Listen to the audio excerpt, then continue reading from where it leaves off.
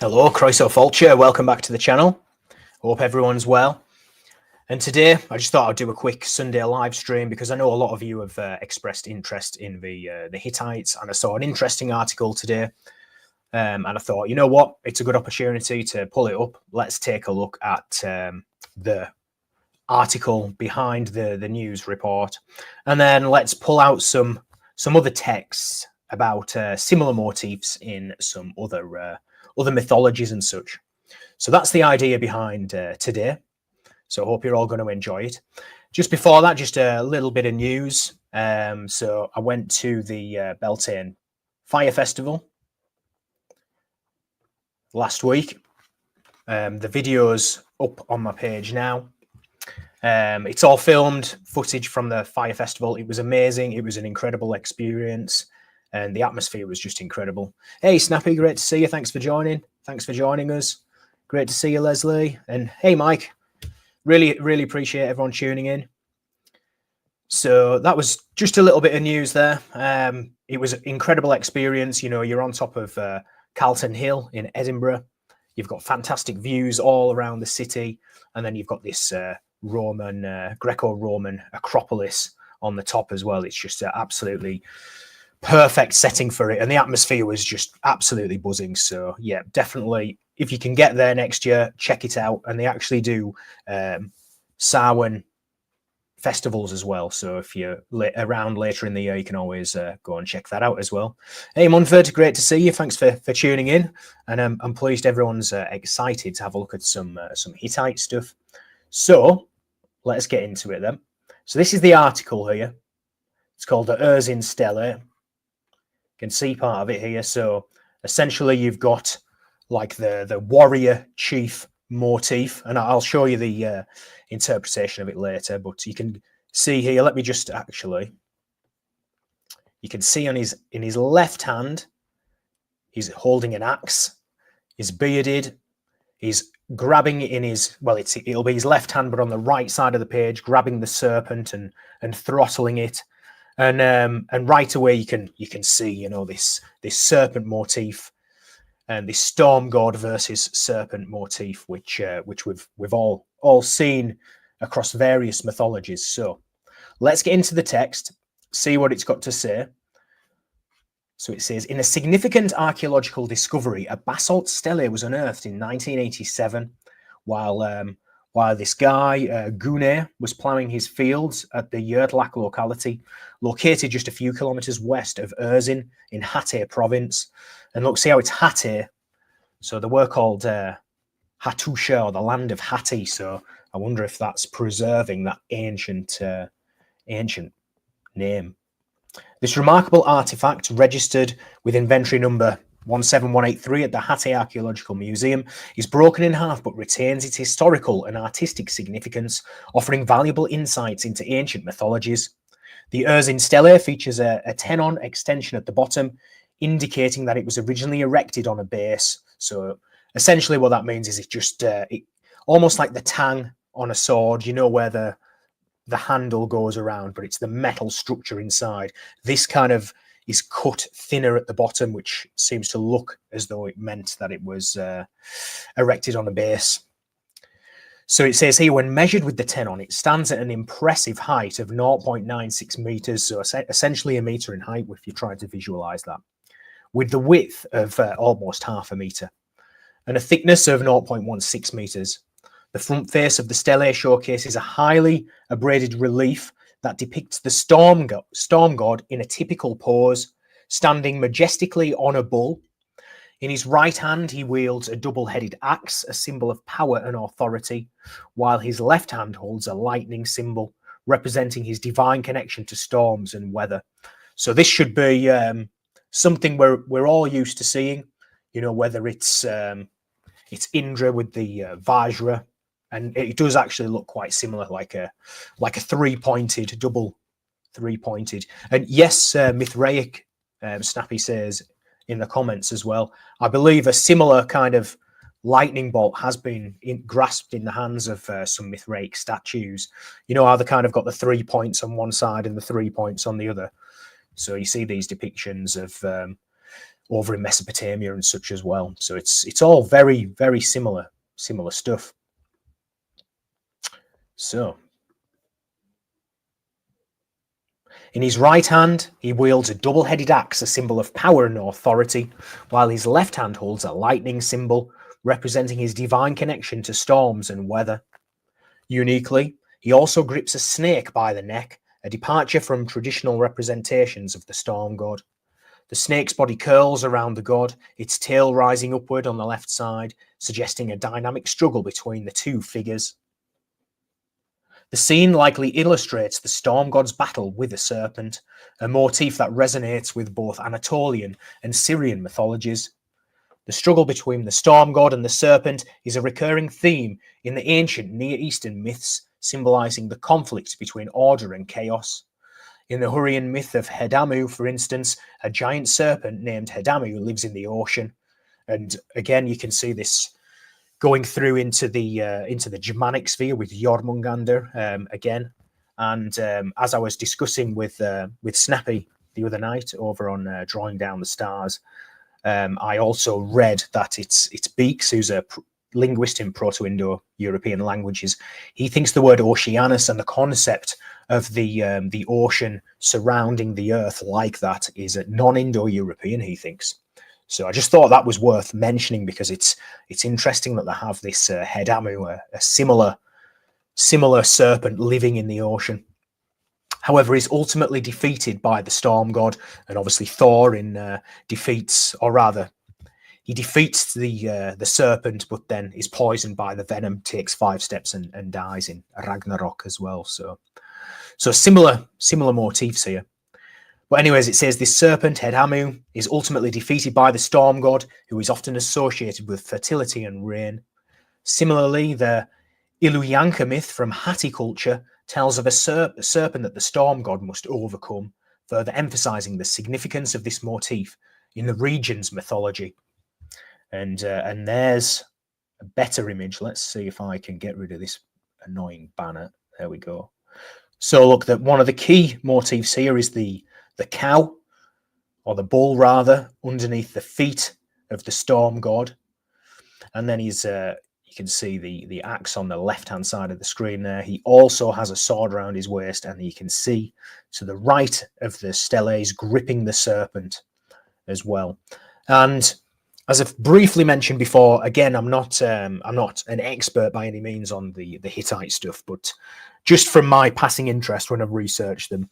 So just for, I know I've mentioned it before on here, but for anyone who's tuning in who's maybe not heard me talk about it, in a nutshell, what seemed to happen is you had this Hatti culture living in Hattusha, and from the north came these Indo-European groups who then took over essentially and created a tiered system, you know, with your war chiefs at the top, then the lesser chiefs around him, and then going down in a tier system. And but interestingly, because initially you'd think, well, they would surely just impose their kind of way of living on the rest of the people, but that doesn't seem to have been the case. They seem to have adopted certain elements of their religious practice, certain deities, certain phrases in the native language as well. And I mean, from a point of view of where you are going to be responsible for the next group of people who will be looking after this or ruling after you, and you want your descendants to be able to rule, then they're going to have to blend in to some degree and to be seen to, because they're going to want people to recognize them as some kind of affinity to them if they're going to want to be perceived and followed. So there's a lot to consider here, and you definitely see in the Greek sources this motif of the storm god. And the paper later, it does say that it could be a tribal chief who is deified as the storm god. So we're thinking cult titles here. But over on the Greek side, you have these groups of people coming in and taking over the oracles, and the serpents obviously seem to symbolize guardians of these oracles and such. And there are some sources that I'm going to show you later that touch on that a little bit more. So we've also got to think of what's behind the metaphor here as well of coming here and overthrowing this serpent, because on the Greek side, the story of Typhon and with Python, Apollo, that definitely seems to be the case, and the paper does make connections between these stories. So above the storm god, a partly damaged winged sun disk symbol can be seen, which further emphasizes his divine status and connection to celestial powers. So yeah, that's one thing I forgot to mention actually. So just above his head here, you can still see these sections here, which look like wings, and there's a disc in the center. So there's actually a winged sun disk there. This iconography is significant as it links the storm god to solar deities, a common practice in ancient cultures where gods often embodied multiple aspects of nature. The presence of the winged sun disk also suggests a possible connection to later Greek mythology, where similar motifs appear, particularly in the representation of gods like Helios and Apollo.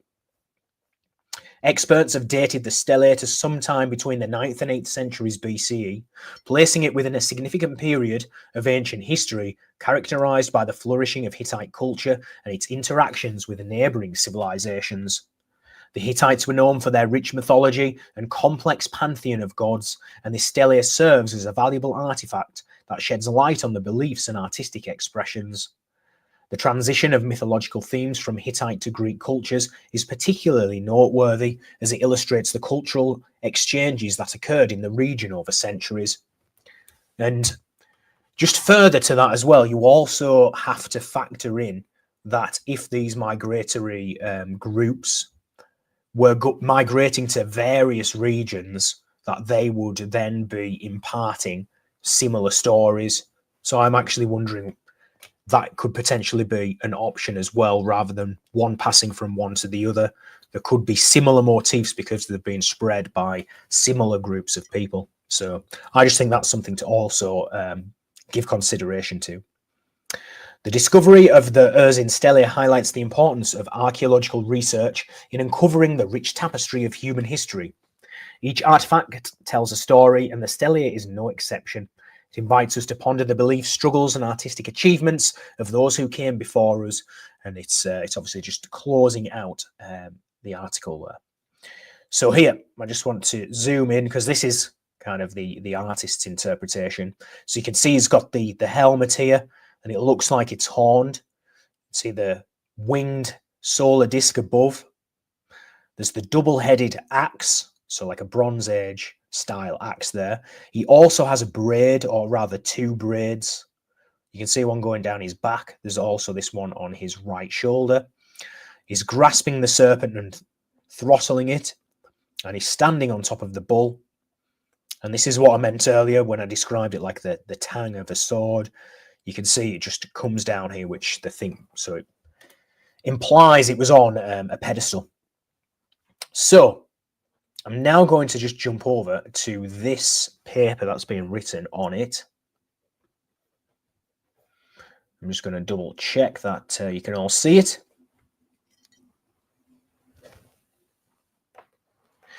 Do you see the winged sun disk with Belenos? Well, this is interesting because, so Snappy's just asking a great question here. So I'm putting out a video shortly on Belenos. I've recorded the script and everything. I found some actually really interesting information that I've not seen anybody else talk about, because this Celtic deity is often in inscriptions. He is twinned with Apollo, so it'll be Apollo Belenos. That's how the votive offerings are inscribed, or the inscriptions. That's what it says.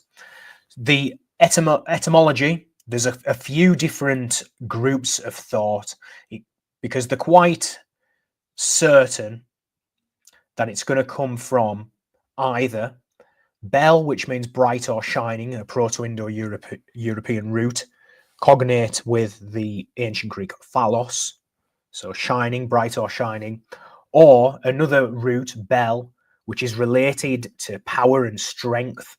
And I think it could be where ballistics comes from, for example. Bellum, as in war. So it could mean great in strength, or the shining one.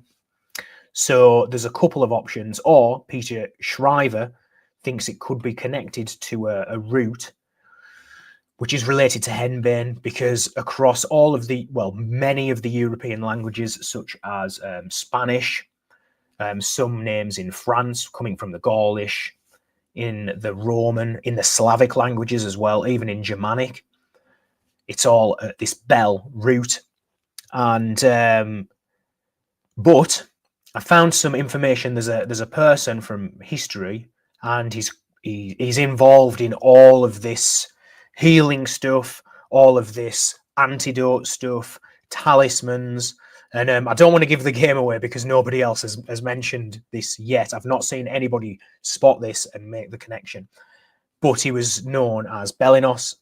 And then what I found is, when I was investigating one of his talismans, I then found a similar talisman in the Greek magical papyri, and they do think this was based on a Greek original because it's in the Arabic tradition. It's been preserved, and then I discovered that in the Isopsephi. So in these rituals, they're invoking Abrasax. So from the Greek magical papyri perspective, when you look at Abrasax, he's usually invoked in these rites that are related. They're invoking the power of the seven-rayed deity, and this one particular passage in the PGM, it does actually say your 7-lettered name, which is harmonized for the seven planets, and so it's this magic name.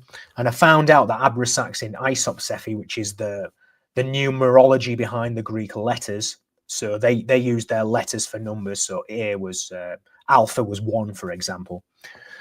Abrasax equates 365, so the number of days in the solar year, and they seem to tune these names to mean 365 because there's a variation of Mithras, and it's spelled Meithras, and that equals 365 as well.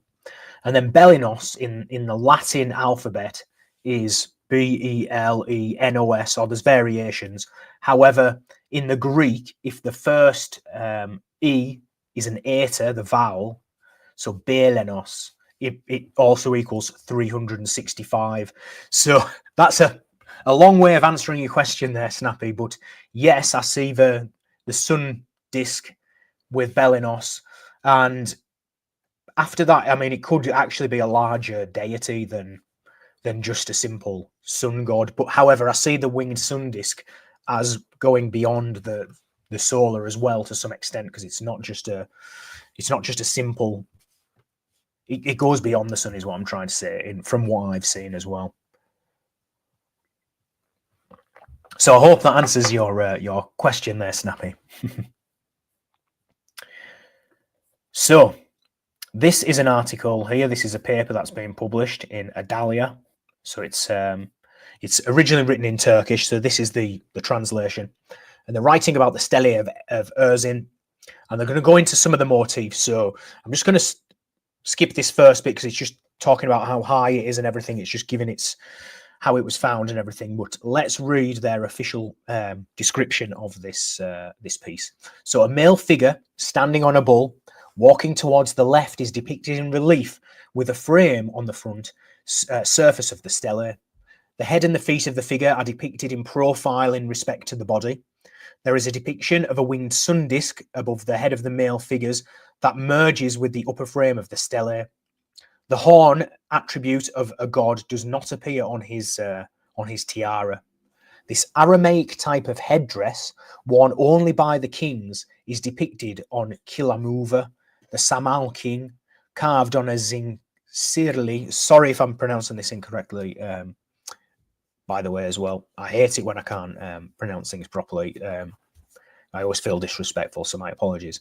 Carved on a zincirli orthostat, which is dated to the earliest to the Spatha-Tische period by Orthman.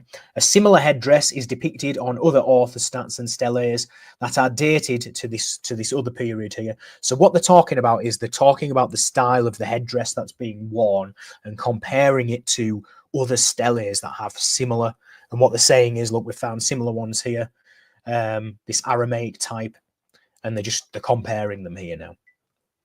And now they're going to talk about the hair, which I mentioned briefly earlier. You could see there was some kind of braid going down his left side, and there was another type of knot on his shoulder. The hair on this figure is in the form of a knot on the shoulder at the back, and a plait of hair extends from his shoulder down to the end of his skirt, ending in an outward curve. The closest similarity in hairstyle can be observed on this other orthostat here, 1 kilometre from Zincillery. The knot and hair of the shoulder of the figure depicted on the Erzin Stele is of the Assyrian type, and the long plait of hair with the outward curve is of the Hittite style. The figure has a long beard. He wears a dress with a short sleeve, belted and probably knee-high, like that of the other Neo-Hittite storm gods. He wears bracelets about the arm and wears a sword. His left foot steps forward. It seems most probable that he wears a pair of leather shoes, as his toes are not depicted. So everything that he's got here is very, very high status. His hairstyles are probably associated with, a warrior chief. He's wearing a particular type of headdress. He has this double-headed axe, and obviously metallurgy is going to be a bit of a secret art to some extent. In the early Bronze Age, when people start using this technology. And so you can see how it's going to start talking soon about the connection between deified ancestors and deified tribal chiefs. This figure brandishes an axe with a double-bladed head in his right hand and holds the trident lightning bundle and squeezes the throat of a giant snake in his left hand, which is extended forward. So let's just take another look at that, because I didn't actually talk about the three-pronged lightning bolt in his hand. There's an image of it at the bottom here. So look above the snake's head there. So it's very similar to the Vajra of Indra is usually a mirror image of that, with 3 prongs coming out the bottom there as well. But yes, it's definitely representing a high status individual, and I believe this solar disc as well could have some relation to basically also a status symbol as well.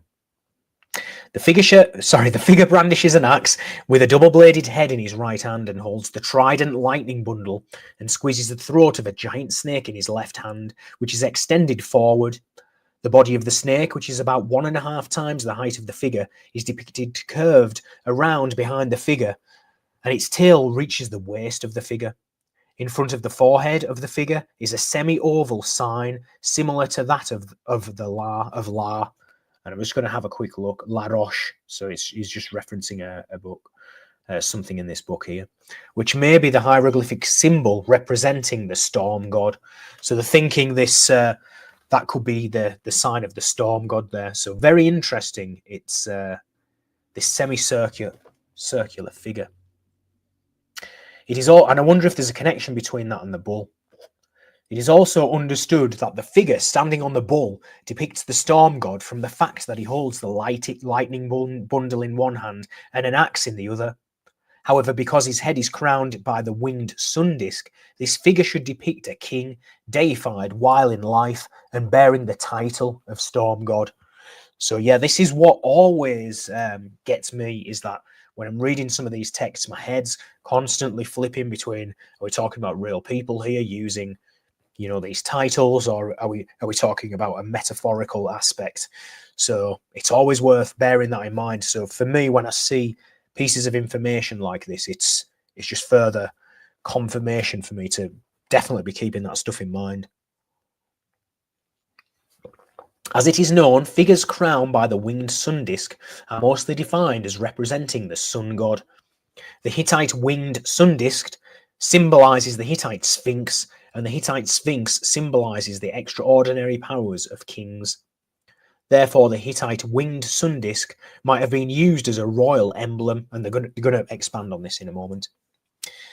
One of these other reliefs here is divined as a king from its iconographical peculiarities and as representing the sun god of the sky from its hieroglyphic inscription. The Hittite kings used the dutusi, which means my son title, along with their other titles. So they had this title as well, my son. Written documents record that the souls and hearts of the sun god and Labana are the same. And we're going to have a look at this because Labana here, I'm just going to share this. So look, originally the thought Labana was the traditional first king of the Hittites, but the existence of Labana is questioned by some modern scholars because Labana was also a title of early Hittite rulers. And so I just wanted to point that out, that what they're saying is here, that the souls and hearts of the sun god are the same as this Labana, which they think is a title for king. I just thought I'd point this out as well, because look, his wife was Tawanana, right? And this is the title for queens of the Hittites. And obviously the old Mycenaean word for queen is Wanasa. So if you take off the ta at the beginning, Wanana and Wanasa, there's quite, it's similar, isn't it? Anyways, that was just a side thought there. So here we are. The winged sun disk symbol also represented the Sphinx during the Neo-Hittite period. So that's the later period after the imperial. In that period, it crowned the heads of the storm and the protective gods and goddesses. It is not possible for the above-mentioned divinities to simultaneously also be the sun god because of the symbol in question. Also, Bossert disagrees with Gutobok's idea of unifying the sun god and the storm god. Furthermore, Hittite written documents mention that the souls and hearts of the storm god and the king are unified, as was the case with the sun god and the king. The winged sun disk symbol would have been used to distinguish the depictions of the kings with the sun god or storm god titles from those of the actual gods. So it's they're associating it as a link with kingship here specifically. The winged sun disk symbols seen above the sacred trees on the orthostats, and the winged sun disk symbol carried by bullmen on the Tel Halaf orthostats and by a birdman on the Kara Tepe orthostat demonstrate the exaltation of the kingdom. The winged sun disk symbol seen in the lion hunting on this other orthostat and in the upper part of the feasting scene on this other stele indicate those are royal scenes. In Hittite depictions, this symbol crowns the heads of kings and queens who were deified while living. So it seems to be quite prolific, this notion here.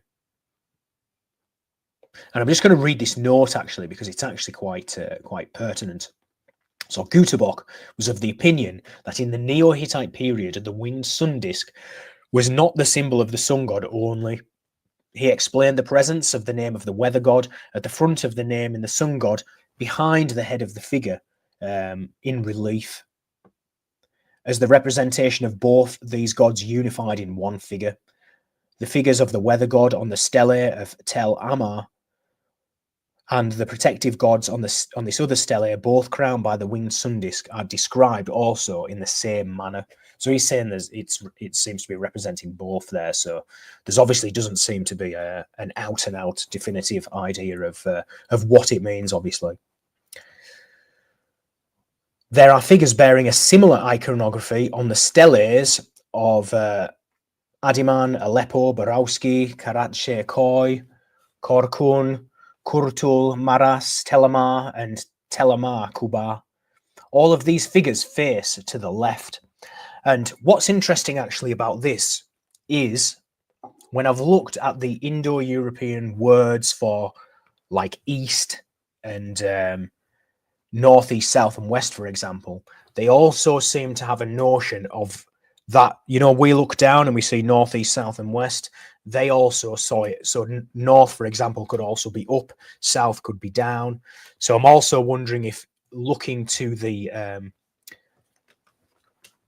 left is actually, I need to double check that, because I was wondering if it's got something to do with either looking to where the sun rises or sets. If that's that's what I was trying to get across, is I wonder if it's got something to do with that.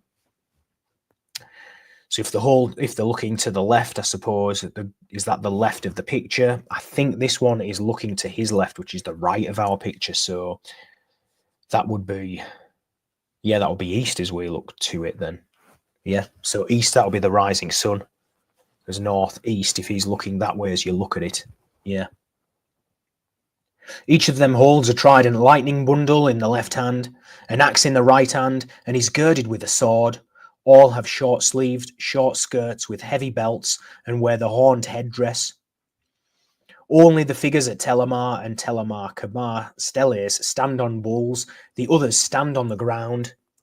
Through this peculiarity, our figure resembles the storm god on the Telamar B and the Telamar Kabar steles more than the other examples. And then it says, the kings named in the inscriptions describe themselves as child celestial Tarhuns. And Tarhun, I believe, is the name of the deity as well, the storm god.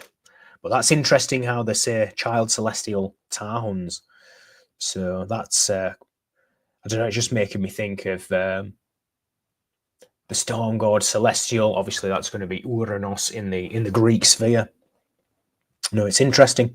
In the inscription on the stele of Aleppo, King Arpas mentions that he established his brother Hamiatas' name, who set up the steles of Telamar. Also, the name of the ruler recorded on the Bulgar Mardan rock inscription is Tarhunzas. So that's interesting here. We're getting this this word Tarhunzas, this name being used as well. The above examples may show that the Neo-Hittite kings might have used the name Tarhunzas, the weather god, as a title, as the Hittite kings in the 2nd millennium BC did, through employing the Dutusi, my son. So they're wondering if there's a couple of phases, an older phase where they're being referred to as the sun god, and then later entering a new phase as storm god. As the heads of the figures on the Nigda stele and the Malatya relief are also crowned by the winged sun disk, and they carry trident lightning bundles in their hands, they should be dealt with in the group of depictions of kings with the storm god titles. However, this other figure on a different stele depicts King Muwarahanis, titled the storm god of fertility, from the bundle of vine and the wheat ear depicted with him. So very interesting. We've got a depiction of the vine and the wheat ear here. So, you know, Bacchus and Demeter here.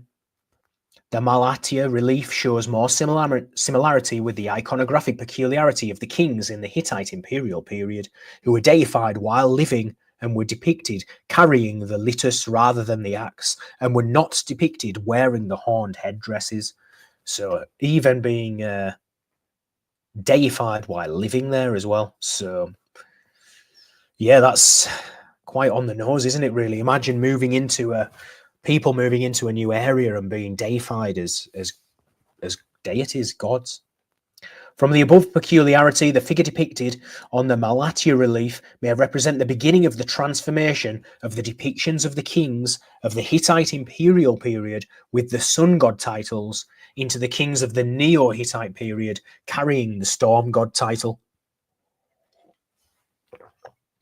So I wonder if that says anything, because we know on the Greek sphere, you know, the children of the sun being that seems to be involved in the oracular and prophetic practice.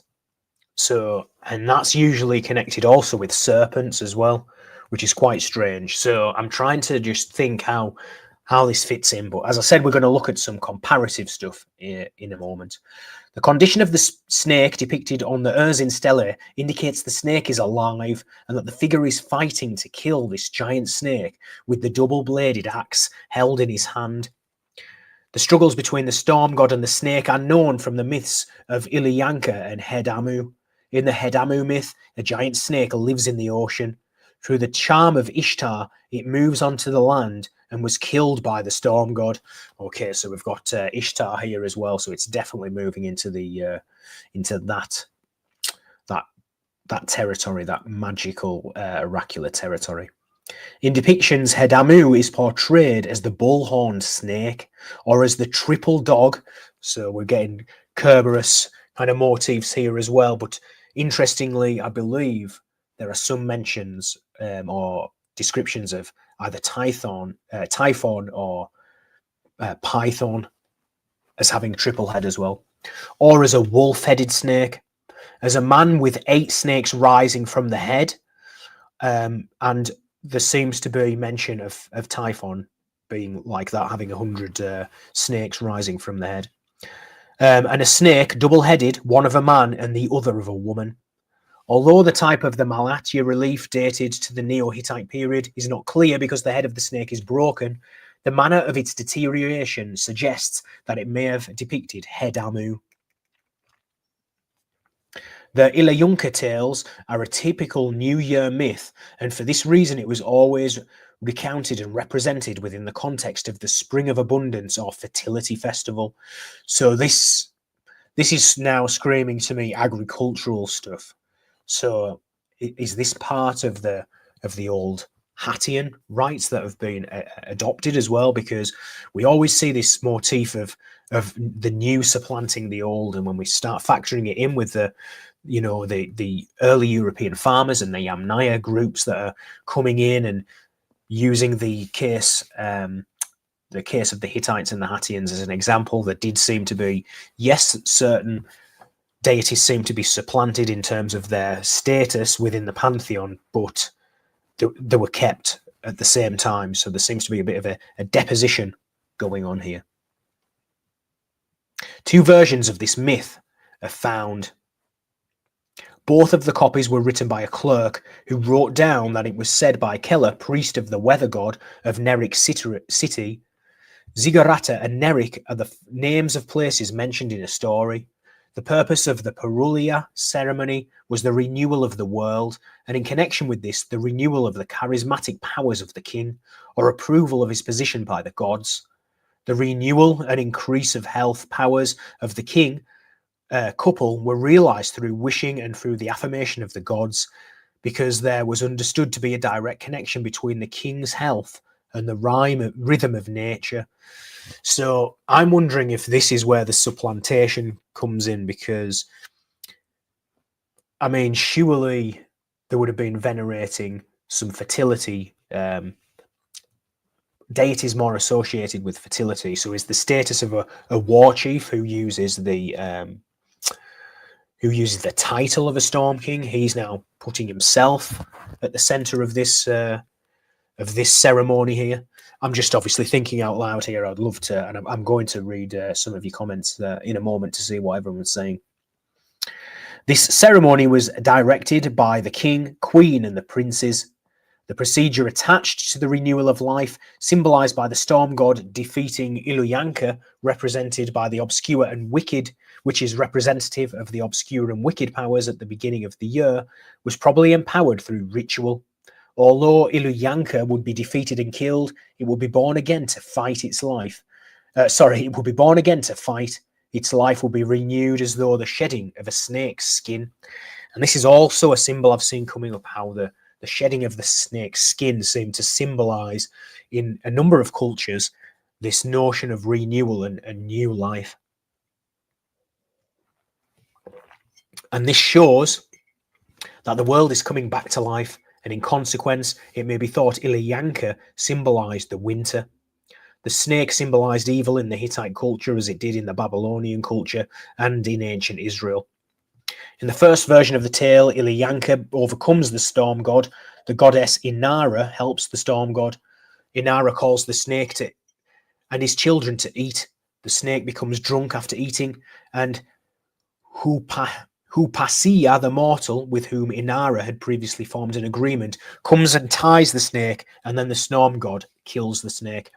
And we have a similar story in one of the recountings, I believe it's Nornus, of the battle of Zeus and Typhon, where Zeus's, I think it's his tendons in his leg get taken, and he gets put in a cave, but they manage to send, it's either Cadmus or Pan, to go with his lyre, and he charms the snake, brings it out of the cave, and while the snake's mesmerized, they get the tendons back. So it's a similar kind of motif we see here in this tale here, and it's going to be more relevant in this section here. So it says here, Inara calls the snake to eat and his children to eat. The snake becomes drunk after eating, and Hupasiya, the mortal, with whom Inara had previously formed an agreement, comes and ties the snake, and then the storm god kills the snake. So look, we've got a bit of a distraction, so then the storm god can prevail. And that theme's here, but it's expanded on a little bit. In the second version of the tale, the snake not only overcomes the storm god, but it takes away the storm god's heart and eyes. The storm god devises a plan to regain his heart and eyes from the snake. In order to have a son to marry to the daughter of the snake, he marries a poor man's daughter. He then marries his son to the daughter of the snake and asks his son to bring his eyes and heart from his father-in-law. When his son brought the eyes and heart back, he regains his past powers, fights Ilyanka on the coast, and he kills Ilyanka and his own son. Wow, so that's pretty brutal there. Pretty brutal story. In ancient Anatolian art, the earliest scenes depicting the Ilyanka myth are found in the ancient Anatolian stele of Kultepe Kanish, dating from the 20th to 19th centuries BC.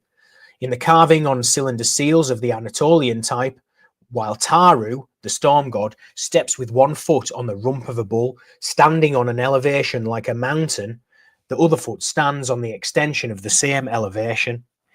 He holds his bowl or glass and the rein of the bull in one hand and grabs the snake by the nape of the neck in the other. There is a lightning tree next to the head of the snake, recorded on 4 of these seal impressions. So this is, see the head next to the snake as well. So you've got another recurring theme here coming up. There's always people having to fight a dragon that's guarding some kind of sacred relic or fruit. And it's so, once again, it says, there is a lightning tree next to the head of the snake recorded on 4 of these seal impressions. The small worshipper, Hupasiya, offers a drink with the pitcher. Inara, the Hittite goddess, is placed among the depictions of animals. So look, here's a Hittite goddess that's been preserved here as well. The depiction of the storm god holding a lighted bundle in one hand and a snake in the other is recorded on 3 cylinder seal impressions of the old Syrian style from Kul Tepe. These seals brought from Syria to Kanish were modified by the Hittians. In 2 seal impressions, the storm god is standing on an elevation like a mountain, with the rocks depicted and the foreground ending with the frontal depiction of a lion.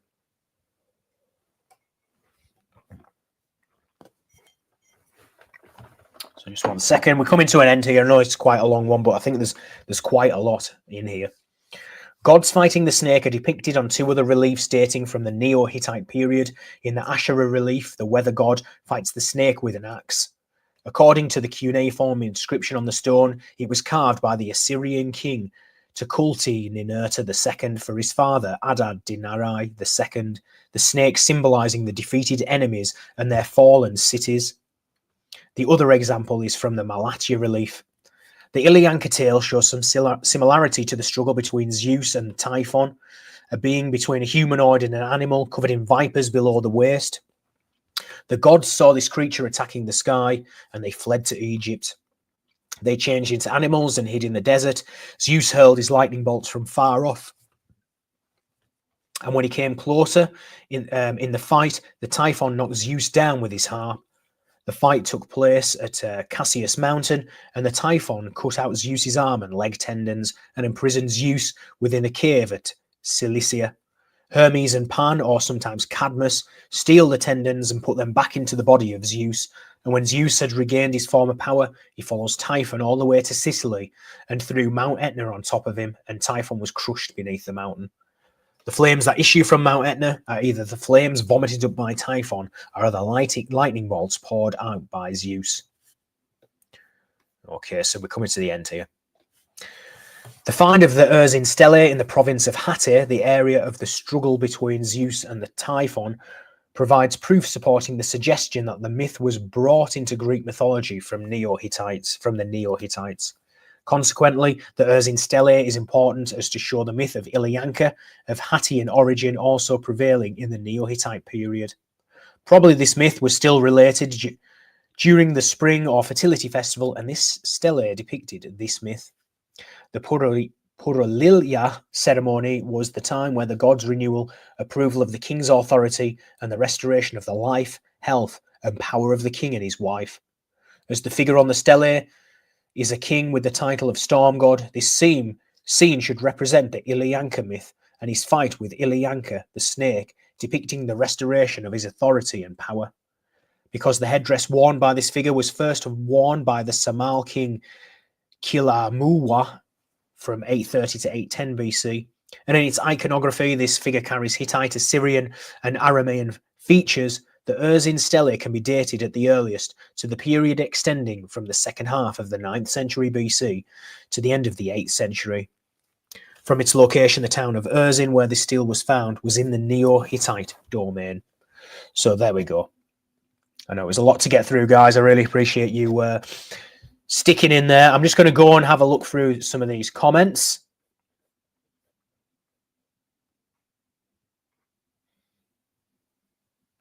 That's it. The Thunderer, the Striker, Manfred Russ says, yes, it is quite a prominent theme. Sorry to you can't make it right now, Angel, but no worries. We'll see you on the catch up. That's a very good point. I wonder if it was venerated as an idol. Snappy says, "Oh, I forgot I can put them on screen." Yes, it is. It is definitely like Indra. I've looked into this before, and there's some people. There's a linguist out there because the Finnish counterpart of Thor is known as Ukko, and their version of Mjolnir, the hammer, the double-headed hammer, is called a Vasara, and you can see it sounds similar to Vajra, and there is a linguist out there who has connected them etymologically. So I should actually maybe have put that in this this video today, but we'll do it for another time, definitely.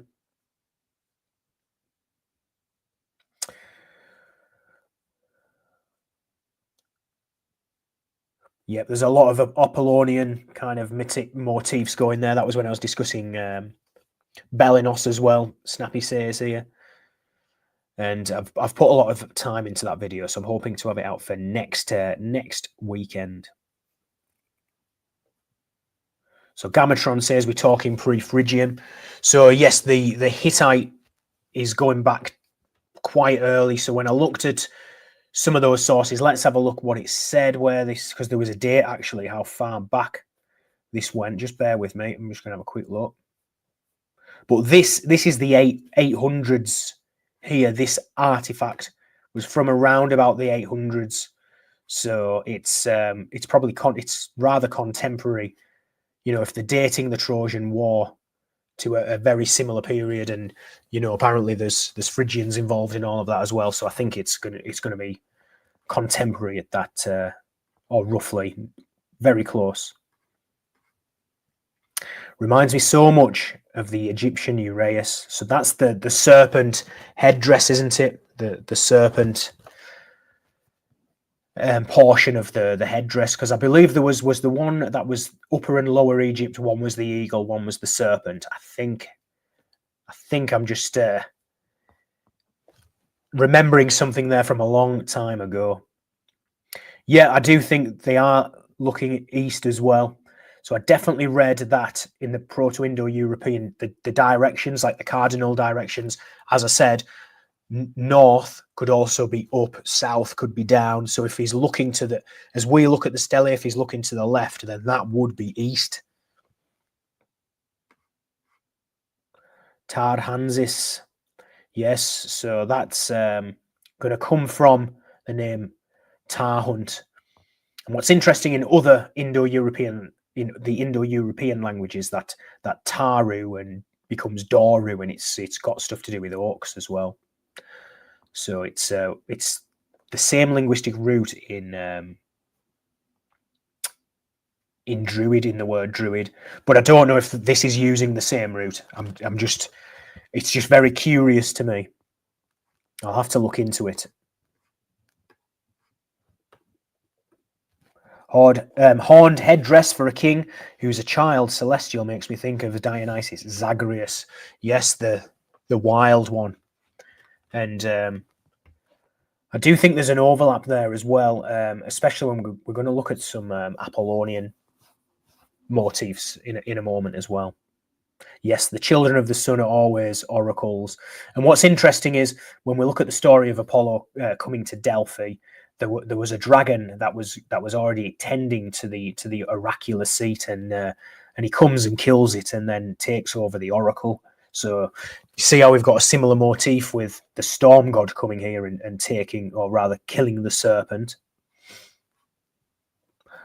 Why the bulls? Post Minoan's old gods influence sun gods and snakes over old gods. I think it could be a celestial motif as well, so it might be connected to that as well. So it could be potentially a really old shared one. Who knows? Maybe Snappy might have a better answer than me for that one. The bulls always puzzled me, but I do know when Pentheus is being led by Dionysus to go and see the Bacchants, and after he's being given, this drink, he does say, "Oh, it's very curious. You look like a bull." So it's definitely seems to be a Dionysian connection there as well. Yeah, bull leaping or bull riding. Yes, I see that as well. King imagery. Very, very good observation there.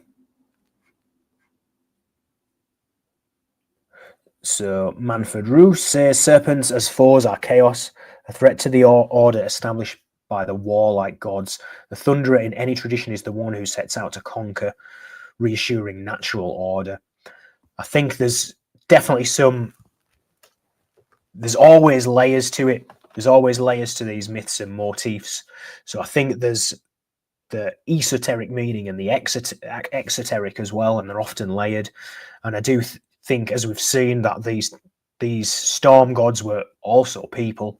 There could be war chiefs who were venerated, and I believe that's also a layer underneath, these the Apollo and Python myth as well. So we're going to look at that in a moment. But yes, I do think there is an element of that as well, of order versus chaos, because as we've discussed before, everything moves in cycles. It's always a wave swinging between two polar opposites.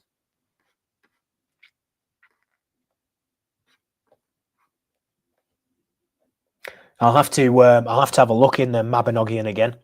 It's been a while. I looked at parts of it for the Beltane video, but I'll dive back in definitely. Thank you for the heads up. Okay, so thanks everyone so far. Let's now have a quick look at the story of Typhon from Hesiod. And we should be able to pick out some similar motifs here. But when Zeus had driven the Titans from heaven, huge earth bore her youngest child, Typhoeus, of the love of Tartarus, by the aid of golden Aphrodite. And remember, it was Inanna that helped the serpent god come out of the ocean onto the land. Strength was with his hands in all that he did, and the feet of the strong god were untiring. From his shoulders grew 100 heads of a snake, a fearful dragon with dark flickering tongues, and from under the brows of his eyes in his marvellous heads flashed fire, and fire burned from his heads as he glared. And there were voices in all his dreadful heads, which uttered every kind of sound unspeakable. For at one time they made sounds such that the gods understood, but at another the noise of a bull bellowing aloud in proud, unforgivable fury, and at another the sound of a lion, relentless of heart, and at another sounds like whelps, wonderful to hear. And interesting, because we've got a bull and a lion motif here again. These seem to be reoccurring themes. At the beginning, when I was reading it, I thought, are we going to get some other animals here? But it seems to end there. But I do think they are other motifs. And again, at another, he would hiss. Oh, here we go. But there's a snake as well. He would hiss so that the high mountains re-echoed. And truly, a thing past help would have happened on that day, and he would have come to reign over mortals and immortals, had not the father of men and gods been quick to perceive it. But he thundered hard and mightily, and the earth around resounded terribly, and the wide heaven above, and the sea and ocean streams, and the nether parts of the earth. Great Olympus reeled beneath the divine feet of the king as he arose, and earth groaned thereat. And through the two of them, heat took hold on the dark blue sea, through the thunder and lightning, and through the fire from the monster, and the scorching winds and blazing thunderbolt. The whole earth seethed, and sky and sea, and the long waves raged along the beaches around and about at the rush of the deathless gods. And there arose an endless shaking. Hades trembled when he ruled over the dead below, and the Titans under Tartarus who live with Kronos, because of the unending clamour and the fertile strife. So when Zeus had raised up his might and seized his arms, thunder and lightning and lurid thunderbolt, he leapt from Olympus and struck him. And remember when we looked at the Stele, they were saying how the storm god was elevated on top of the bull. He leapt from Olympus and struck him, and burnt all his marvellous heads of the monster about him. But when Zeus had conquered him and lashed him with strokes, Typhon was hurled down a maimed wreck, so that the huge earth groaned, and flame shot forth from the thunder-stricken lord in the dim rugged glens of the mount where he was smitten. A great part of the huge earth was scorched by the terrible vapour, and melted as tin melts. And what was the name of the mountain again? Was it Cassini? Because Cassiteros is tin. So it's interesting. We've got tin here. I need to double check that, but just off the top of my head, I'm pretty sure that was the name of the mount.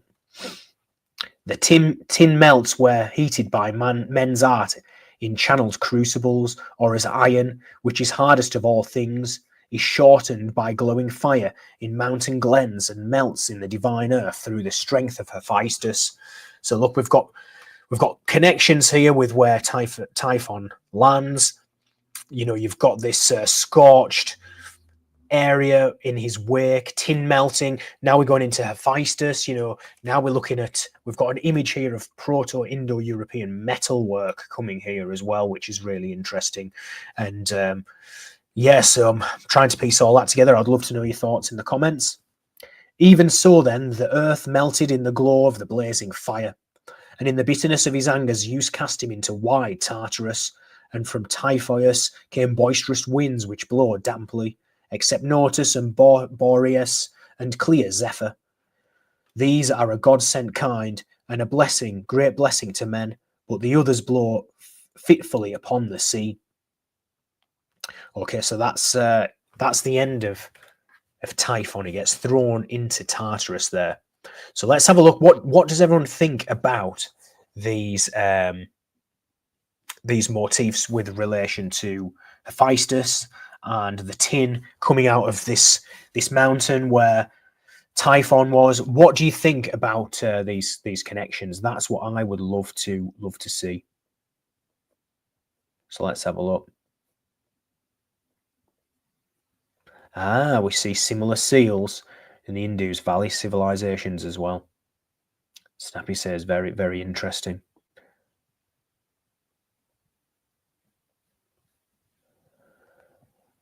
Hey Donna Damare, great to see you. Thanks for joining. Hey D-Love. Hey Taz. Raw Paths back, great to see you. It does. Mike P666 says here. Sounds like the description of a volcano. Yes, it does. It definitely sounds like some kind of catastrophic subterranean eruption. But I'm also interested in how that connects to the metallurgy as well. You know, they're talking about they can see this. Is this how they first saw it? Liquid metal pouring out of a mountain here. Tin is Zeus. Lokides Ionikos says. I honestly find reading the English rendering of Greek just so difficult. That's why you'll hear me when I read Greek place names, anything with a Y, it just trips me up. So I just pronounce it as the U. So yeah, I'm assuming that's going to be the metal that's associated with that planetary power. That's what I'm assuming, because obviously when I've looked in other practices and alchemy and stuff, there's a different color, or rather different metal for each planet. And actually, when I was talking about this this talisman I saw, when it's talking about this ultimate deity, you have to put 7 metalled gems into the mirror as well, which was very interesting. So a similar thing going on, but yes, very good observation, and thanks for the input there. Our dying sun says tin is a metallic element with a relatively low melting point. So there you go. So, you know, I'm guessing then from some kind of volcanic eruption, or even if it was a small outpouring, that if there's tin in there, you would see elements of it melted then. Tina or tin was an epithet of Zeus as well.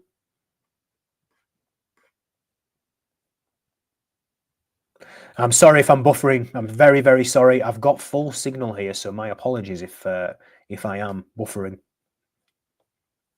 Right, let's jump back in. I've got a couple more sources here. So this one's really blurry, but this is from Nonnus, Dionysica, and it's telling you the story of, you know how I said in the Hittite version, we see the storm god being overcome. They take his eyes and heart, and then they have to distract the serpent so that they can regain his power. So this is a version that we find in Nonnus. So please bear with me. It is a little bit blurry. I don't know why, but I'm going to try and read it as best I can. So I'm just probably going to struggle with some of these, some of the longer words. He spoke, and Aradastea took note of his word thus far. But when Cadmus understood that the son of earth had been carried by fate's thread into his hunting net, a willing captive, struck by the delightful sting of those soul-delighting reeds, unsmiling he uttered this artful speech. You liked the little tune of my pipes when you heard it. Tell me, what would you do if I strike a hymn of victory on the harp of 7 strings to honour your throne? So this is them trying to trick Typhon here to come out of his cave, so then they can go and reclaim these sinews which have been taken from Zeus. And they're trying to lure him with this song, and notice how it's a 7-stringed harp as well. Indeed, I mastered myself against Phoebus with his heavenly quill, and beat him with my own harp, but Cronides burned to dust my fine ringing strings with a thunderbolt. So please his beaten son. But if ever I find again the swelling sinews, I will strike up a tune with my quills to bewitch all the trees and the mountains and the temper of wild beasts. I will drag back Oceanos, that coronet self-wreathed about the earth, and as old as earth herself. I will make him hasten and bring his streams rolling back upon him, if round the same road I will hear the army of fixed stars and the racing planets, and Phaethon and Selene's carriage pole. But when you strike Zeus and the gods with your thunderbolt, do leave only the archer, that while Typhon feasts at his table, I and Phoebus may have a match, and see which will best, which in each, I can't read that word, but each something mighty Typhon. And do not kill the dancing Pierides, that they may weave a woman's lyre harmonious with other manly song, when Phoebus or your shepherd leads the merry dance. He finished, and Typhonius bowed his flashing eyebrows, and shook his locks. Every hair belched viper poison and drenched the hills. Quick he returned to his cave, took up and brought out the sinews of Zeus, and gave them to crafty Cadmus as the guest's gift. They had fallen on the ground in the battle with Typhon. The deceitful shepherd thanked him for the immortal gift. He handled the sinews carefully as if they were to be strung on the harp, and hid them in a hole in the rock kept safe for Zeus, giant slayer. Then, with pursed up lips, he let out a soft and gentle breath, pressing the reeds and stealing the notes, and sounded a tune more deity than ever. Typhoeus picked up all his many ears and listened to the melody and knew nothing. The giant was bewitched. while the false shepherd whistled by his side as if sounding the rout of the immortals with his pipe. But he was celebrating the soon coming victory of Zeus and singing the fate of Typhon, to Typhon sitting by his side. So he excited him to frenzy even more, and as a lusty youth, enamoured is bewitched by delicious thrills by the side of a maiden, his age mate, and gazes how the silvery round of her charming face, now at a staid curl of her thick hair, now again at the rosy hand, or notes the circle of her blushing breast pressed by the bodice, and watches the bare neck as he delights to let his eyes run over and over her body, never satisfied, and never will leave his girl. So Typhonius yielded his whole soul to Cadmus, to the melody and charm. And then, obviously, they subsequently return them to Zeus. He overcomes Typhon and he defeats him, and we have a similar ending there. But that was really interesting for me. I'm pleased. So Manford says, loving this myth of Typhon versus Zeus. I'm most familiar with the Germanic Indo-European branch, so it's good to hear the foundational Hellenic myths. Yeah, it seems to be a really, really old myth, really, doesn't it? When you look back, and I definitely see similarities in the Germanic branch, especially with this serpent that encircles the earth. He comes out of the sea. You've got the battle between the two of them, casting them back into the sea. It's very Thor, Jormungandr kind of esque, but obviously in the story of Ragnarok, Thor is then poisoned afterwards as well. But obviously everything then starts anew once Ragnarok is finished. So our dying sun says here, look about, yes, it's Etruscan. There was actually mentions Typhon seems to be depicted on Etruscan mirrors as well, interestingly. So this myth was definitely over there as well. I'm just going to have a look at what else I've got here to show you. I've just got one more little section here because I want to show you. There's this book here, and he talks quite a lot about how in the old versions of the text there was already a Drakon guarding this oracle here. So I'm just going to show you this. And this is called Drakon, a Dragon Myth by Daniel Ogden. Look, Delphune and Puthon slain by Apollo. And look at this, because the oracles in all of the texts, it's a female art. The use of these oracular drugs, it's a female art. So the sources ultimately say that medicine comes from the midwives. That was the origin of medicine, and then it's obviously progressed from there. But it was always the female cults that were pushing these arts. And it's interesting as well because the poison that they were using on the arrows were also used in the rites. So there's a connection here between the poisoned arrows, and obviously that's how Apollo kills Python. And this story seems to be more reminiscent of this supplantation, because that's literally what happens. There's a dragon guarding the oracle. Apollo comes along, kills it, and then Apollo takes on the looking after that oracle.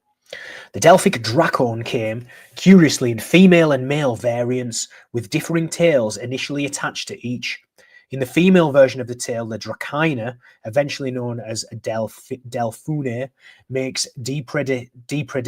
depredations on the local population. Apollo arrives as a cleansing hero to kill her with his poison arrows and to deliver the local population and its herds from her terrors. In the male version, the baby Apollo transfixes the Drakon, Python, with multiple arrows from his bow, in revenge for Python's recent harassing of Apollo's pregnant mother, Leto, or to deliver the local population from his depredations, or to enable Apollo to seize control of the oracle that he guards or controls. So look, there's this supplantation of the oracle here.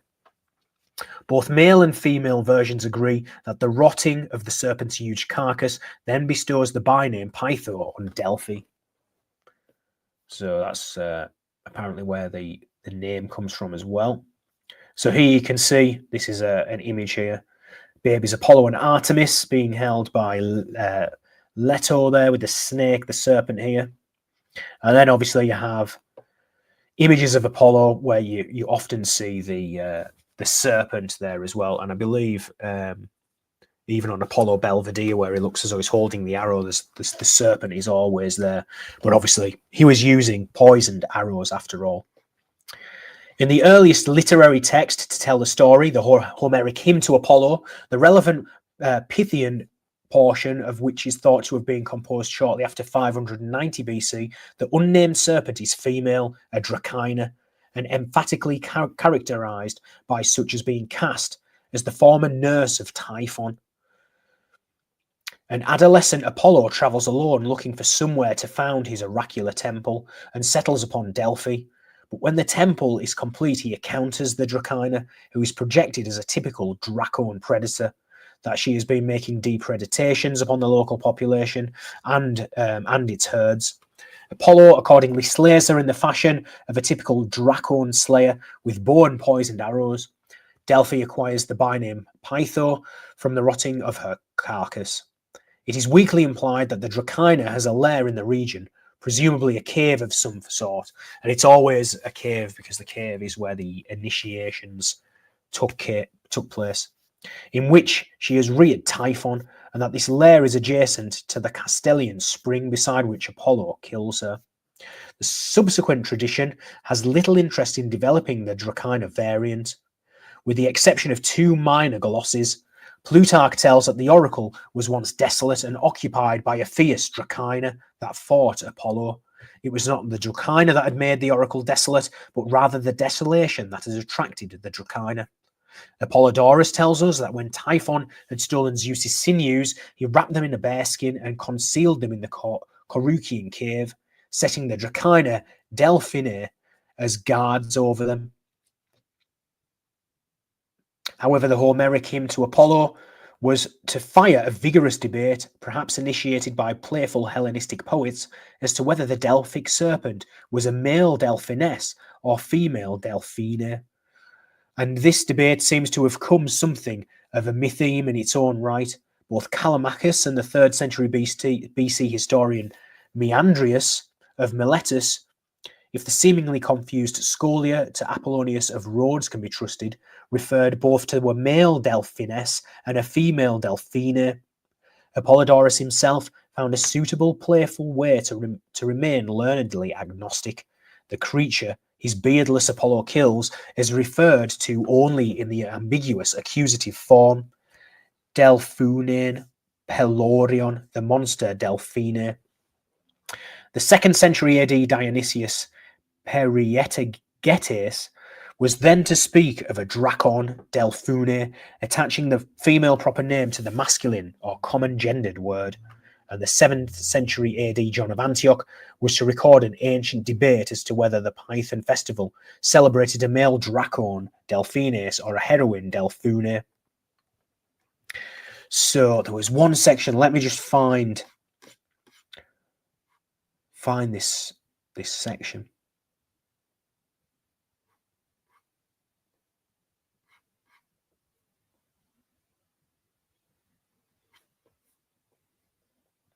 I'm trying to find, there was one, here we go. This is the bit I want to show you here, because as I've said, you've got the image of these war chiefs, these tribal leaders, because the Proto-Indo-Europeans, they believe that it was like an honor system, a war band. So you had your most able and your most successful leader, and then all of the chiefs underneath would pledge their allegiance to him. They would obviously say, you know, we'll die for you, but in compensation, the wealth they got from raiding, trading, and whatever else was you know, largely dispersed between his war band. And then you've got them coming into these places. You've got these early European farmers. They're obviously taking over the land. That they can see that having this settlement can support more people, and they obviously see an advantage to that to some extent. So now I'm thinking here, people are coming in. We're taking over these old oracles, because you know this was their religion, the oracular religion here. And this section here is going to really kind of talk about how the original oracle, who it was owned by.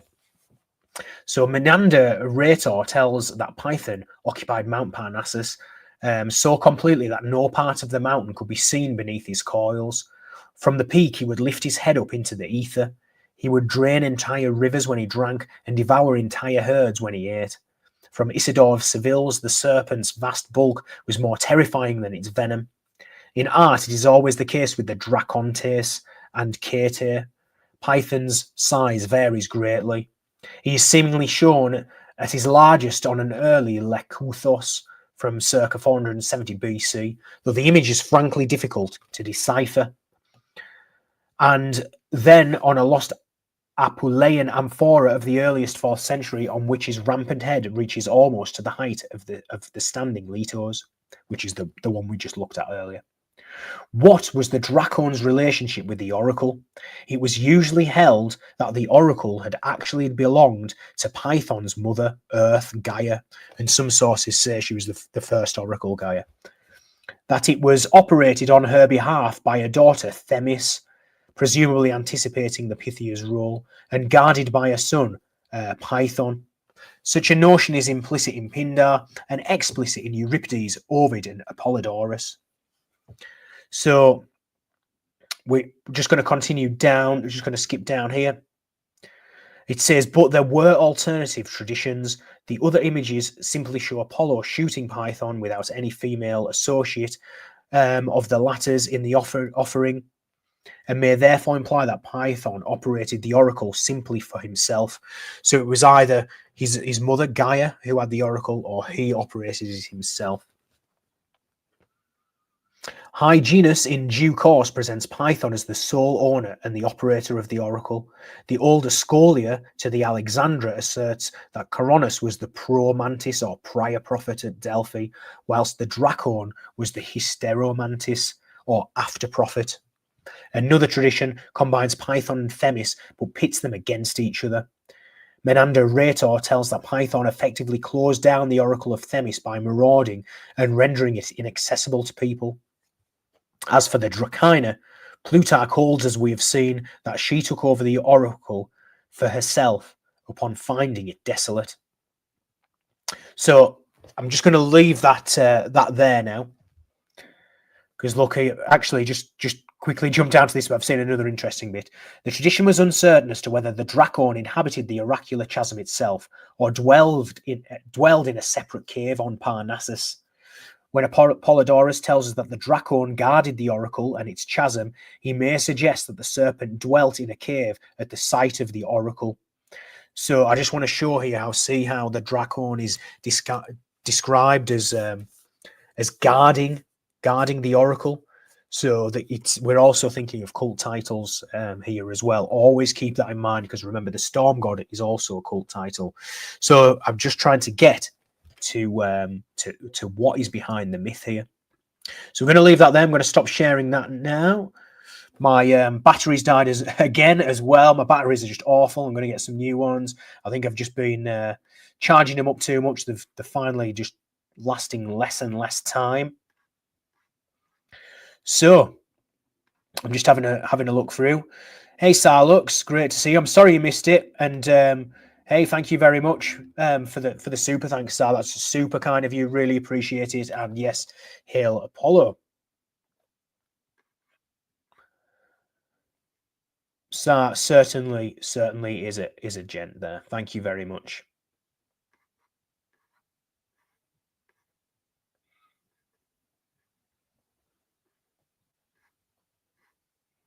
Hey, I'm the same. Our dying son can't English today. Hey, I can't English today. You've seen me trip over quite a few words. I sometimes stutter when I talk and read, so I'm always trying to step over that. And yes, Pelorion, our dying son, that word was mentioned about. It mentioned the word pelor there, which means like a giant beast as well. But it makes you think of the Peloria festival, which we've talked about before with the Pelasgians. Let's learn Etruscan. I do like it, the Etruscan stuff. I love the alphabet. I do love looking at it, so I can definitely do some more stuff in the future. Wow, so there's similar roots there, he says. Gamatron says, I've noticed similarity of Polynesian to Etruscan. Right, I'll have to have a look. I'm really interested in seafaring culture, though, you know, moving forward. I've been fascinated by seafaring for a long time, as you can tell, and I've got another interesting article that I'm actually going to talk about soon. It's about tin from Cornwall that's been found in modern day Israel, but it's been stamped with a Minoan stamp. So they're starting to really find a lot more evidence about this ancient Bronze Age trade network as well.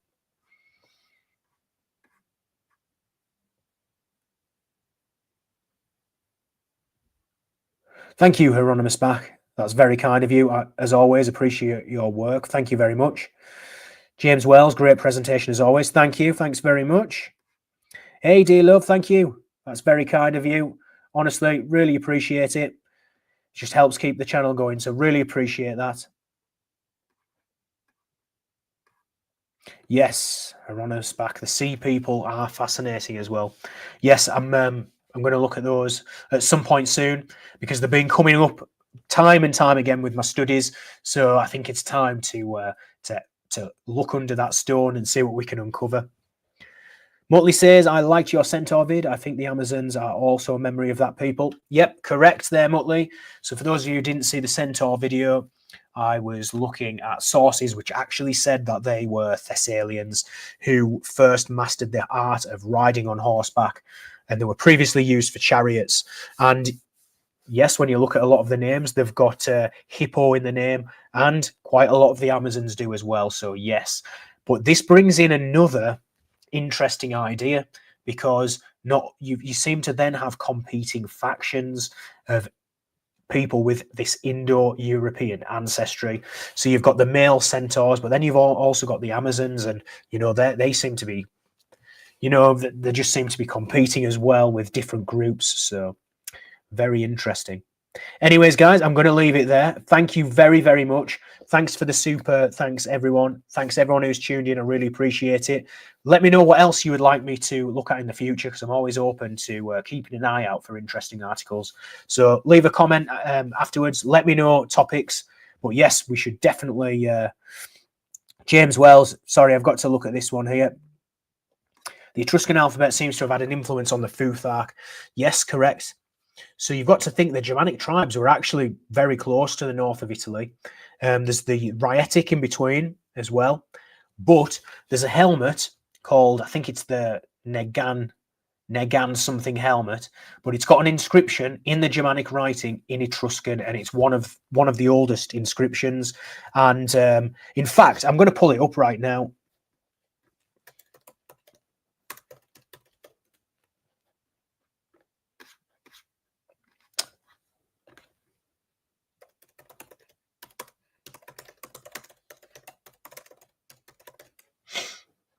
The Negau helmets. So let me just share this very quickly.